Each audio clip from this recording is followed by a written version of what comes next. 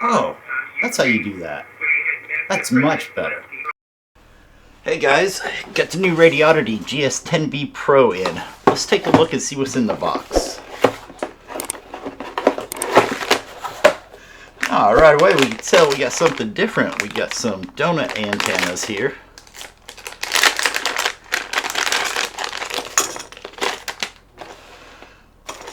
We've got one for AM and one for shortwave. We'll get into these. I'm really interested to see how this does as a all-receive radio. Got our rubber ducky antenna, the user manual,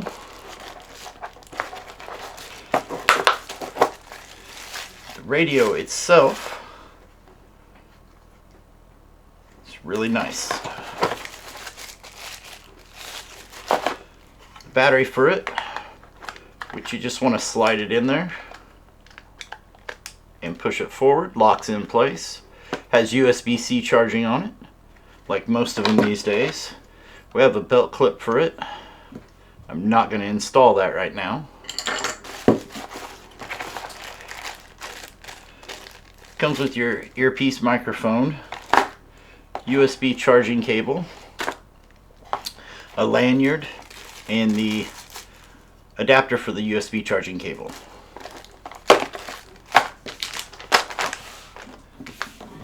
So let's get into the radio and see how it works. Screw the antenna into place and turn it on. So this is a dual band VHF UHF with dual watch and dual PTT. You can assign the second button down here to the VFOB if you want to. So the radio will put out 8 watts, 5 watts, or 2 watts. If you're like me, you probably just keep it on high power all the time. It's got a timeout for the screen, which can be a bit annoying, so you might want to adjust that to a longer time. You can make most of these adjustments in the menu by hitting the home button and hitting the arrows to go across to what you want. So if we go over, there's the auto backlight. Hit the home button again to modify it, and then use your arrows. We'll increase it to 3 minutes for right now. Hit the home button to confirm, and now you can move on. There's the dual watch and many more menu items that are typical to these radios. Not going to go over them all here. You can look them up in the manual. And then just hit the little arrow button to exit out of that menu. Another nice feature on this is it has the spectrum analyzer. So if you hold the VM button down, you can see the spectrum display, and you can see it scanning through the frequencies.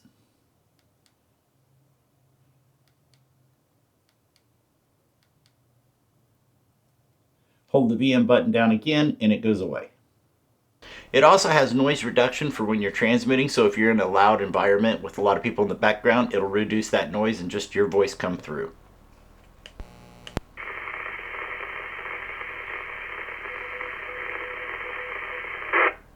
We chunked the repeater. Oops.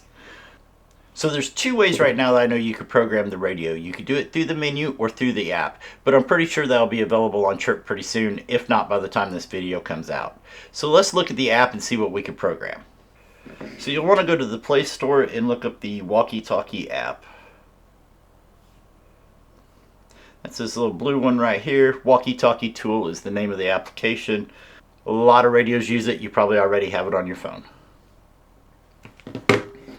Then in the radio, you want to go into menu and scan across until you find Bluetooth. It's going to be off by default, so you'll need to turn it on.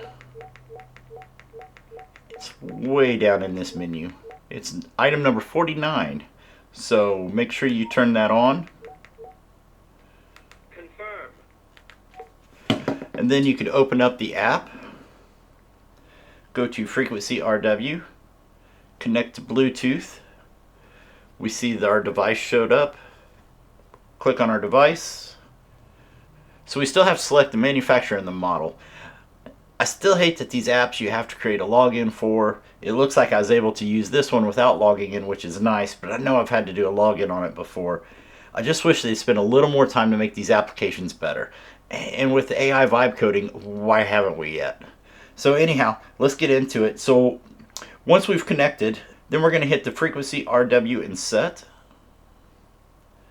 And now we can see channels that have been done. It's going to be empty at first, so you need to read from your radio. So hit the read button at the bottom. And when you do, you'll see it start to go into programming on the radio. That lets us know that it's communicating. Once that's done, it'll pull in any settings that you've already had. If it's a new radio, it's probably not a big deal, but it's a good habit to get into so you don't overwrite settings you've already had. So we'll go ahead and go to channel 4. And we could say it's 147.330. And we have a TX megahertz of 147. Let's say 930, 600 above. And we'll give it a transmitting code of, let's say, 123. And I'm just making this up to show you. Once that's done, you could then go ahead and write to the radio by clicking the write button at the bottom. Again, you'll see program on the radio, and we're writing those settings to the radio. It's done, the radio's resetting. Let's check and see if we got it right this time. Alright, it is on channel 4 and it is showing broke, so. Alright, let's take a look at the part that I'm very excited about. We'll look at these donut antennas next. The reason I wanted to check this radio out was because it has the ability to receive long wave, medium wave, short wave, airband, NOAA weather radio, even UHF, GMRS, the whole plethora. If you're like me, you like to travel and you'll take a few radios with you. I'll take a shortwave and a 2-meter radio if I'm traveling to a new area. I may want to work the repeater there and see what it's like, but I like to listen to the shortwave radio, especially if I'm traveling out of the country. Putting it all into one radio makes it easier for me to travel. But how well does it work? So we're going to take a look. Because a lot of times these radios like this with the built-in receivers, they really don't work that well. So what you're going to need to do is you're going to need to disconnect the antenna at the top and then unscrew this little cap, and it exposes the second SMA connector that these antennas screw onto. So we'll hold it there and screw on this donut antenna. Now it's called a donut antenna, but these are loop antennas, if you've ever used loop antennas. What it is it's got a bunch of wire that wraps around the hole here, and a variable capacitor. This is an air variable capacitor. If you hold the button on the side, it'll put it into radio mode. And hitting the scan button will allow you to select between long wave, medium wave, and short wave. I've got the AM antenna on now, so we will go to an AM station and see how well it receives.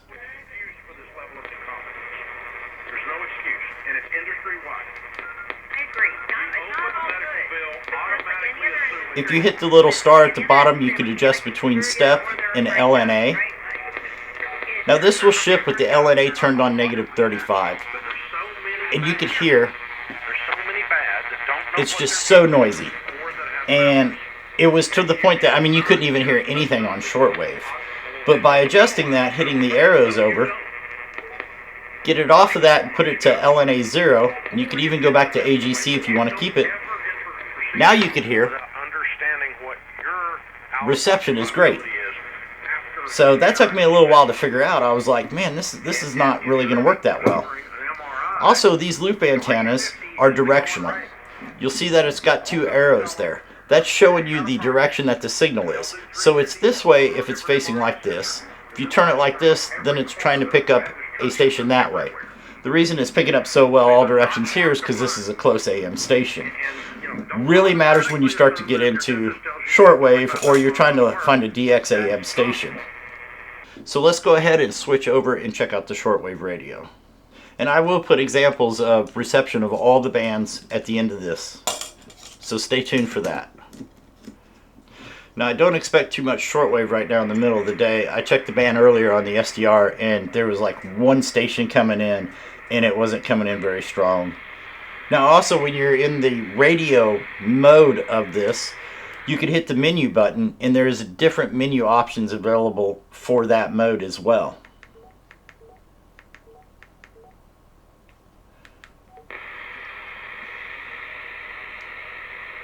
You could hold the VM and do a scan of that frequency spectrum as well.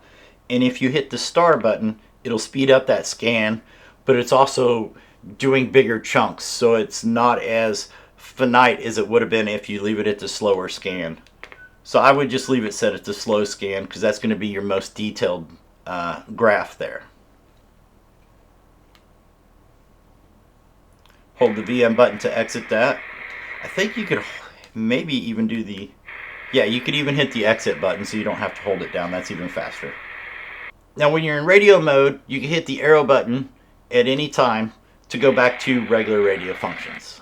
And that puts it back in the 2 meter 440. Now if you want to hear FM radio, just hold the 0 button down and it'll go into the FM radio mode of this. So let's take a listen to some examples of the different bands. The station had 4 50-kilowatt transmitters and 11 antenna systems, mostly Rombics, of which 8 were in regular use. Projected new location and a special shortwave receiver designed for mass production. During this home year, the programming on shortwave WRUL was enormous at 3,000. Diverse starting points, diverse kinds of ministry, diverse end-time conditions.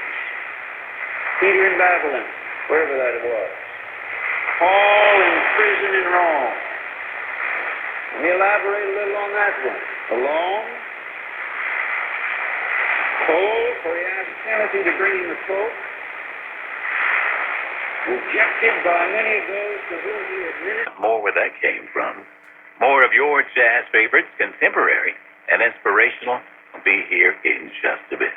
Now, if quartet music is your thing, well, hey, this is the place to be. It's Brother Fish and the Quartet Factory. Tune in as Brother Fish gets your favorite quartets, national and local on the conveyor belt.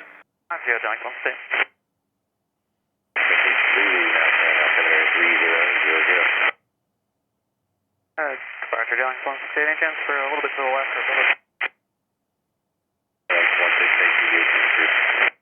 Prepared John, come stay. 168, contact Jacksonville Center 124.7, just let me know you're deviating here. 24/7 will advise John, come stay, thanks. Just call me at J6. Okay. Severe thunderstorm watch 486 in effect until 9 p.m. Eastern Daylight Time this evening. Rest of today, west winds around 5 knots. Tonight, light and variable winds. Monday, light and variable winds, becoming southeast around 5 knots in the afternoon. Got the new Radioddity GS-10 Pro in. Let's take a look and see what we got. GS-10B Pro.